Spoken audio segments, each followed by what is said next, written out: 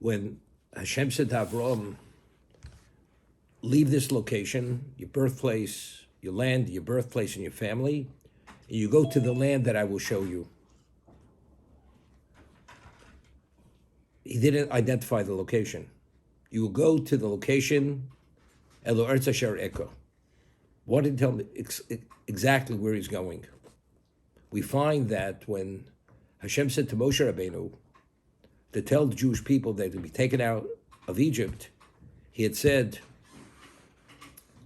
El Eretz Zavus Chol Udvosh, where I taking you to land that flows with milk and honey. Eretz Haknani, Hamori, Aprizi. He identified the location. So he told him exactly, now you're in bondage.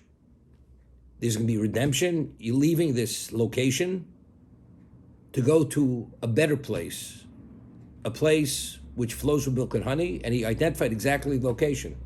Eretz Haknani, Hamori, Aprizi, Hagigoshi, literally, fully fleshed out what that location is. And yet, Avram Avinu, when he's told to leave this location, his birthplace, his family, Elo Eretz Asher Eko, to the land that I will show you. Say to Canaan. You're going to Canaan. Why wasn't he very specific on where he's going? So the Midrash tells us, Litin lo scharo ko psio psio. Being an unknown destination makes the test more difficult. Every step of the way, a person knows where he's going, so you're focused on where he's going. Here, if it's a test, that means it's difficult enough to leave the location, as we explained yesterday. Avram did not question Hashem. He said, this location here, it's hopeless. Your whole understanding why you want to remain, it's purely to bring them to monotheism. Hashem says it's a lost cause. As I said, the Midrash says it's the equivalent of having a flask of perfume in a cemetery.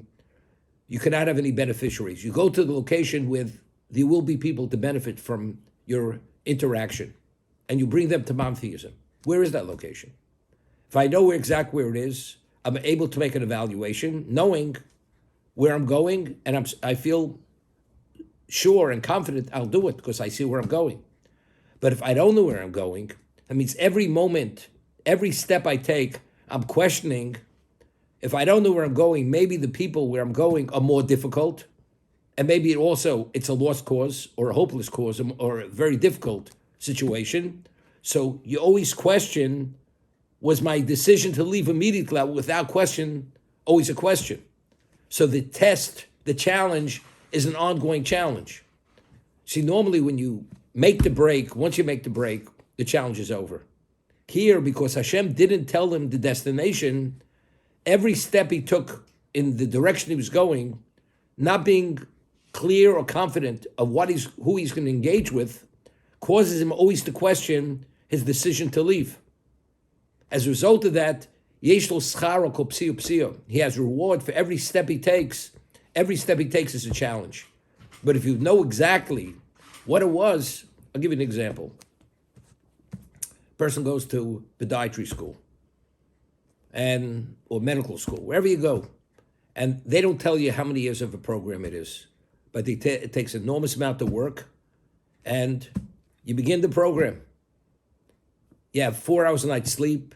It's a tough curriculum. You got to study, and you're not sure. Is it another year? Is it another 3 years? Another 5 years? It's like pushing a boulder up a hill, up a mountain. But if they would tell you it's another day, as difficult it is, knowing when it's going to end makes it easier. But if you don't know when it's going to end, and it's tremendous amount of effort and application, you start questioning, was my decision the right decision? Maybe I should have pursued another path, another livelihood, another profession, not this. So knowing exactly when it's going to end, when it's going to be finished, it makes it easier. Not knowing, it makes the challenge more difficult. So since Hashem wanted to increase his schar, his reward, in the challenge, therefore he did not tell him the destination. Therefore Hashem says, Elo Eretz Asher Eko, where are you going? To the land that I will show you. When we left Egypt, the Jews themselves were not in good spiritual shape. It was going from bondage to redemption. The Jews had to believe that Moshe is the Redeemer. Where are you going? Eretz Zovos Cholud Vosh. What is that land that flows with milk and honey?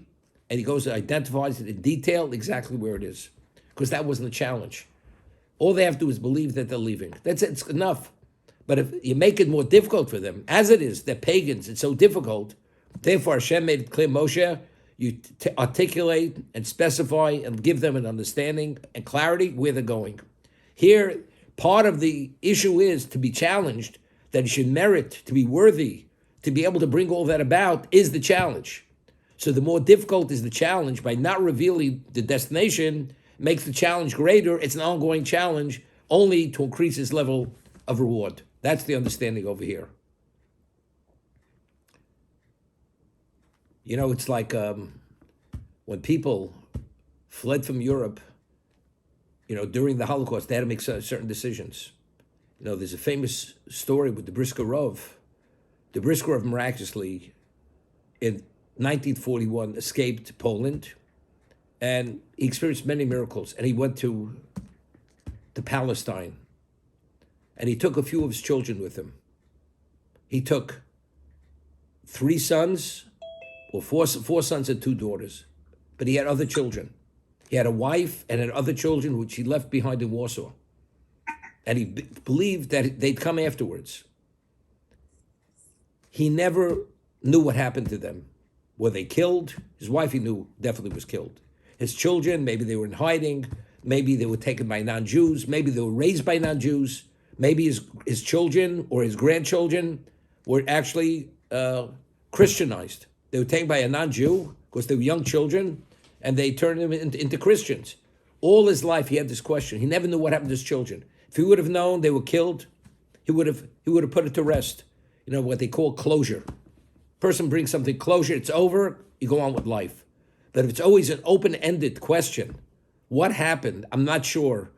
A person could agonize this till the last moment of his life, not knowing, was the decision right? Some of his people, they stayed behind and they died because of one child, because if we all can't go, I'm remaining. And that decision caused that person's life. He could have escaped on his own.